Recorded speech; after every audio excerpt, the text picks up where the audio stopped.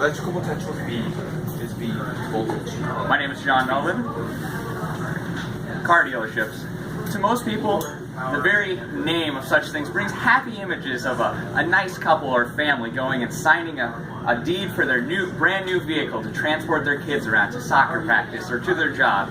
Or an image of a young lad around 18 buying his first car with a huge smile on his face as he shakes the hand of the car dealership salesperson as he drives away in his brand new vehicle.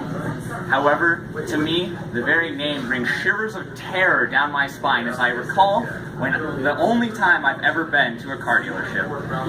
It was about 3 weeks ago. My older brother and I decided it was time for him to buy a new vehicle. He had one in mind in particular, a new 2011 Cadillac CTSV. Nice vehicle, and we had the one in mind driving up to the car dealership in Coralville right away.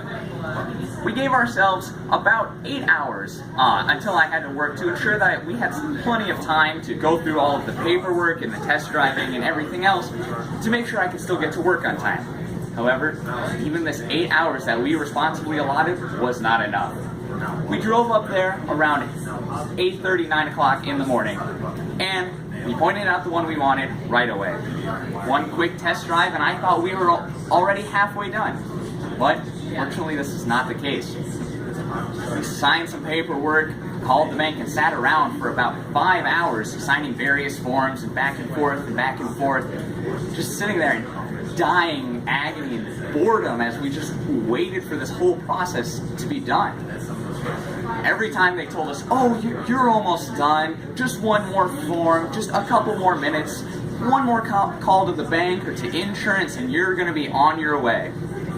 Well, the hours and hours dragged on as we were at the 7-hour mark, and it was approaching the time when I needed to work, and we were still in Coralville, half an hour away from my job. I sat there tapping my foot in anticipation as I hate being late. It's my biggest fear in the whole world. Well, we sat there and I was told that we had a single form left to sign. This was not the first time I had heard it, but my hopes soared yet again as maybe this truly was the last form, the final document before we could drive away in our new vehicle.